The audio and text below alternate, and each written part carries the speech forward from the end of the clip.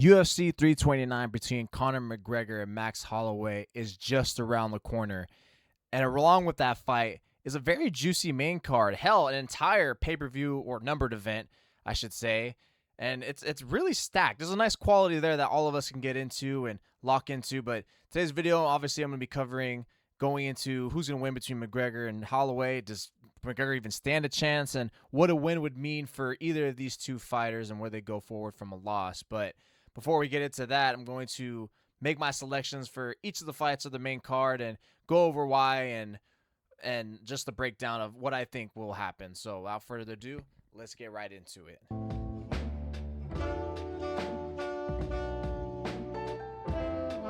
Starting off, the first fight between Bobby King Green and Terrence McKinney. Probably the lock on this card is that this fight's going to be finished within the first two rounds, right? More of a lock than if you're going to think Max is going to win or whoever Conor's going to, whatever. This is probably this is the lock of what's going to happen. These guys are not going to go the distance. McKinney himself just doesn't even know what a second or third round even is in his career. I mean, his fights are always entertaining. Get your popcorn ready. Make sure your beer's cracked open before this fight happens because you're going to miss it. You know, do not go to the bathroom. Do not nothing. You're going to miss it. Then you're going to regret missing an excellent fight or an excellent finish, even if he's the one that gets finished. The point is, when he's involved in a fight, electricity happens. It's excitement. And same thing with Bobby King Green for the most part. And this fight is interesting because the betting odds have them pretty neck and neck. You know, you got Green's the slight underdog, which if you want to take that, I don't mind it. But I think I'm going to have to lean with Terrence McKinney here. You know, McKinney is just the faster fighter, the younger fighter. I know King's got this ferocity. He's got some ill will a little bit towards McKinney because he feels offended. He's been saying it through interviews that I can't believe we're supposed to be buds and he's over here accepting fights against me. That means he thinks he can beat me, or however way he's saying it, and that's just through my paraphrase how I took it. So nothing's ever going to be shocking in this fight game, right, of who wins, who loses, because there's always that 1% chance, especially given the upsets and craziness that's been happening this year. But I like my chances with Terrence McKinney, and that would be my guy to rock. He's just gonna have his pedal. He's gonna just full force, full gas, no brakes, just go against Bobby Green, put pressure on him, and unless Bobby can snipe him, I mean, like, he keeps his hands too low. And as much as it works for him in some fights, a lot of fights it doesn't as well. And I think this is one fight where he's really gonna pay for it, and I just don't really have too much faith in him that he's going to get it done. Next up, we got, to me, this is the sleeper fight at UFC 329. It's the sleeper, probably most exciting fight that if we could look back on, that would be like, yeah, that was probably the most, if not the second most exciting fight on the card. Brandon Royval against Lonier Kavanaugh. Sorry for pronouncing it. I'm incompetent, clearly. But this is... yeah, after what Kavanaugh did to Brandon Moreno, which, of course, Brandon Moreno is not the same championship-style fighter anymore. He's definitely at the back of his career. It's still a solid win, right? And that's why the UFC is giving him Royval. It's like, hey, Royval has always been a top 3, top 5 fighter in the division. And now you beat Moreno. Hey, here's your real test. Here's your next test. Let's see what you got, Kavanaugh. Because Royval while he's on a 2-fight losing streak, he's been slept by Manal Cap. He was in that crazy brawl last year with Joshua Van, which just got fight of the year, rightfully so. It's not like he's on this career like sinkhole. You know, he's still an excellent fighter. And I think this is a step above competition for Kavanaugh, so this would be a great test. What do you got? And if he wins, my goodness, he's definitely going to be right there in the title contention picture. But this one, it's tough to tell. It would be awesome to always watch the young guy go for it and just the upcomer because that's what you want. But I'm just going to give the slight edge to Royval on this one. That would be my pick, especially with those odds if we're going for actual gambling. I love that. I love what Royval's doing. I mean, I love that value for Royval. And this feels like a nice statement win from him. Like, yeah, you guys must have forgot, or not must have forgot, but hey, I'm still here. I'm still that guy. And maybe I've been losing out to these championship caliber fighters, but I'm still here. So that would be a huge one. But Kavanaugh, man, he wins. That's going to be huge, and that would be very exciting for this division. But this fight I'm very looking forward to, and I think it's the number one sleeper fight on this main card. Hell, the card in general for UFC 329. The next fight, Corey the Sandman Sandhagen against Mario Bautista. I mean, I've already said it before. This whole card, I'm very excited for, and this is just one of the many blocks to this entire main card. Just again, numbered event in general that I'm just very excited for. Anytime Corey Sandhagen is fighting, it's always going to be a solid outing. And Mario Bautista's been coming up the ranks. You know, he's been clawing at the bits. He's been hacking at the tree. He's just waiting to get a couple more wins where he can finally make that tree timber to put himself in that championship picture. And the way he can go about that is by beating Corey Sandhagen. I mean, look, I know Sandhagen got completely eviscerated by Merab Dvalishvili. What was it, back in October, September? But first of all, Merab's a beast. And second, like, this doesn't take away anything from Corey. You know, Merab's been doing that to everyone. And if you're Corey, this is a huge opportunity for you. He's already said it before as well in interviews that, like, Batista's up there in the ranks. Beating him adds good to my resume, and it does. And I think the betting odds show that. Like, it shows him as, like, the slight favorite, minus 135, as you can see here. Batista in this fight would be... It just kind of... These two fighters are very well-rounded. I think Corey's a little bit more slicker on the feet, but it's going to be very... I just like this matchup. Stylistically, it's very sound. It's very solid. So there's nothing to hate on. But I know Bautista gets a lot of hate because his Aldo fight, and maybe he has other fight that's like boring. But he's got pedigree, and he deserves his respect, and that's why he's getting this matchup.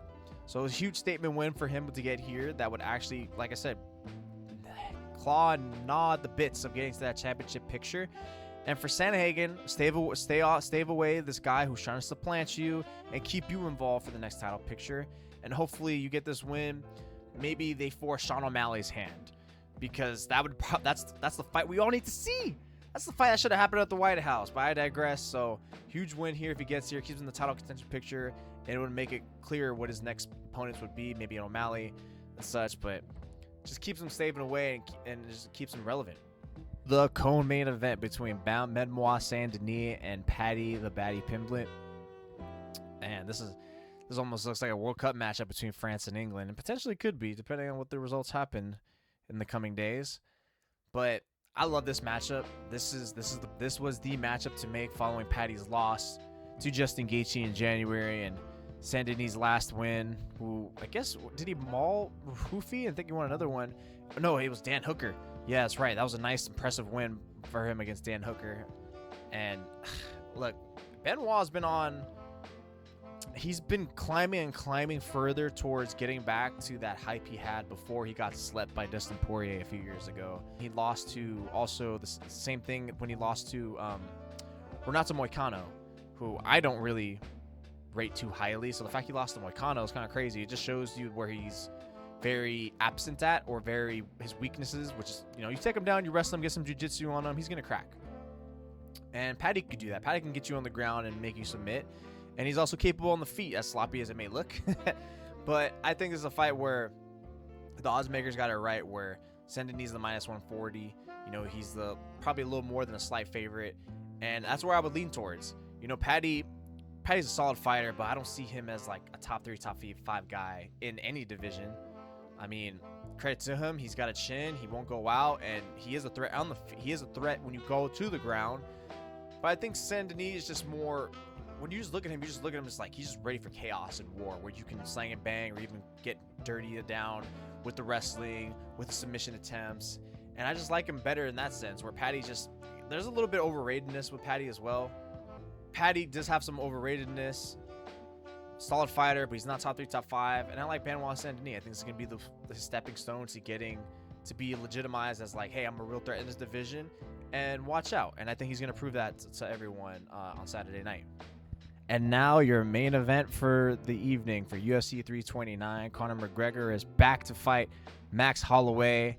And it's kind of crazy that this matchup was the one that the UFC made, or even McGregor agreed to. Like, it's a no-brainer for Max. This is a huge payday. But also, this goes to, rather than just making the pick, because I think the pick's obvious, I think I just want to answer this. What chance does Conor McGregor have at beating Max Holloway? I mean, I've alluded to this before. There's always a chance with any fighter, and this is the fight game. There's always a chance. You know, there's no such thing as absolutes. And again, this year's been craziness and weirdness where upsets happen all the time, and this will be a perfect chance for it to continue that theme. With that said, there's no snowball's chance in hell Conor McGregor is beating Max Holloway. None. Zero.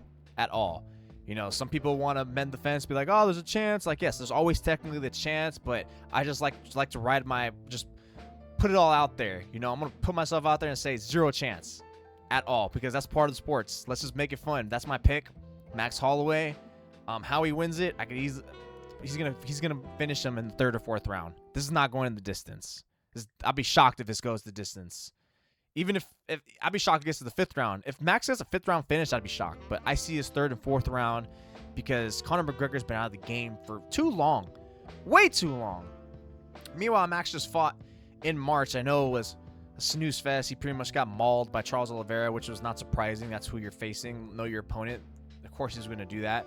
But if it's going to be a strictly stand-up game, or at least for the majority of the time, Max is going to do that. He's going to put it on you. I mean, I know he doesn't have some glorified power that's going to, you know, put him down with one. If you're going to pick anyone, it's going to be Conor, even with his time away from the sport. But yeah, there's just zero chance. There's just zero chance. Max has been too crispy.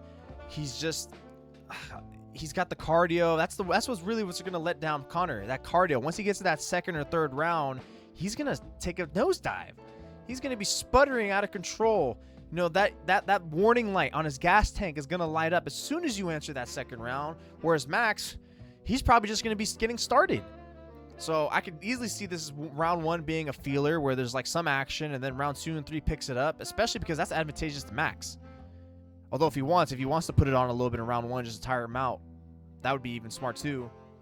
So pretty much I'm very confident that Max and his team has the perfect game plan to handle McGregor. But also I will acknowledge that there is that scary element of like, how is McGregor going to be?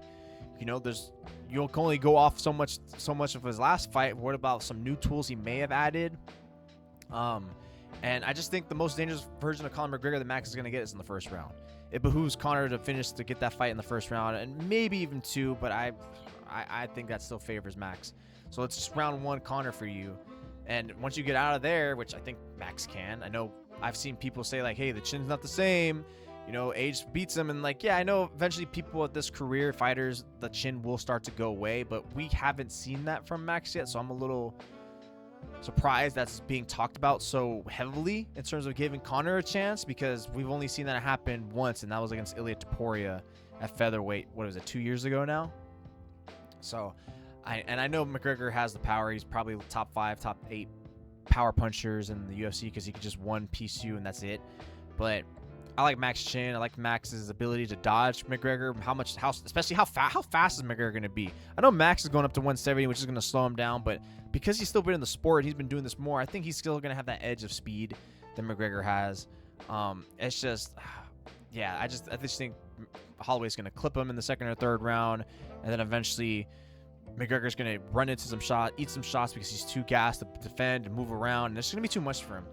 You know, cardio is going to be his worst enemy here. He's fighting 2 opponents, Max and the cardio of himself, and I have zero faith that he's going to be able to overcome them or get it done in the 1st round. So 0% chance Conor McGregor beats Max Holloway. Max should get that all the way. So obviously, you know, that's where I'm going.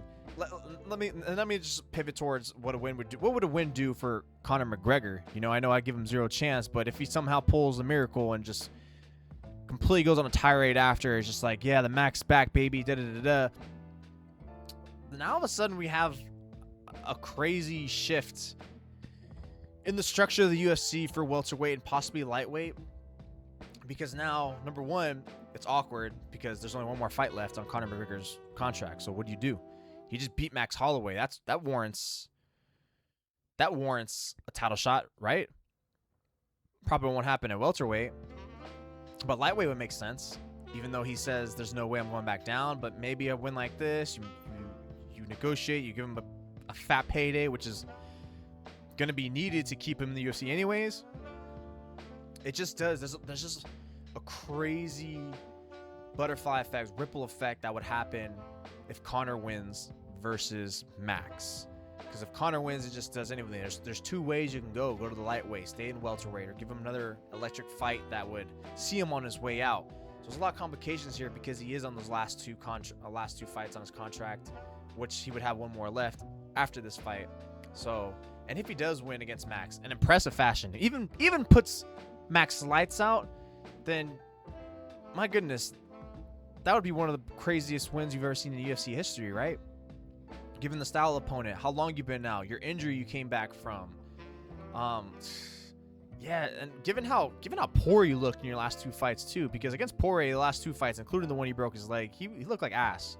Like, let's be real, he was not good. Poirier was beating him up. So for him to do that against Max after all this time would be crazy. There would just be so much to be talked about, so much that changes. Not the paradigm or anything, but like, there'd be like a nice structure change. But now it's like there's so many ways you can go about this. And then also, does Conor even sign back? So there's a lot of cute complications. So in a way, I do think the UFC wants Conor to lose, because even if he loses, he's still gonna have a massive draw for his last fight on his contract. And you pretty much already, milked that cow enough and got enough from that cash cow, and you're pretty much solid. Whereas Max wins, what a win does against Conor, just adds another nice name to his resume. I mean, I don't think, if he goes the distance, it wouldn't be an impressive win, but if he puts him down like he should, we'll notch that up as an impressive win. Cool, you got Conor McGregor on there, you defeated the hype train, you did what a lot of people wanted to see, expected to view. And so if he wins, does he get put in the title shot? Because Justin Gaethje's the champion now. I know it's different weight class, they're at 170, but I mean, come on, I think we can understand that. We know this is like the equivalent. This is still pushing. Max is still a lightweight fighter. And this is the impressive win that should go towards some type of title contention fight, because we're not going to see Max fight Islam or stay in the welterweight division. He's a lightweight fighter. This is only a welterweight fight because Conor doesn't want to go down. And, I think a win against Conor gives a lot of momentum towards Max Holloway fighting Justin Gaethje for the title picture, because he did put him to sleep at UFC 300. That's forever going to live in UFC history, or for Gaethje, infamy.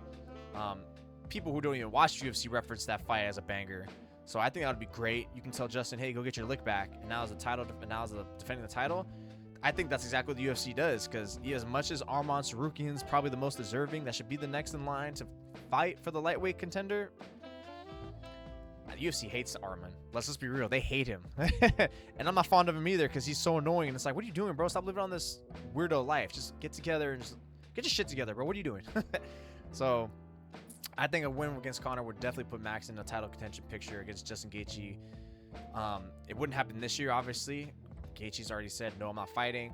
But Max Holloway against those two would be a banger of a fight. Excellent. And that way you get Ilia Topuria to fight in the background against someone to build his stock, and he can fight the winner. It makes too much sense. And I think that's how the UFC would do it, because, again, they don't like Arman. They love Max. And that's exactly what they would do. Rematch. UFC 300, bigger sell. Makes too much sense.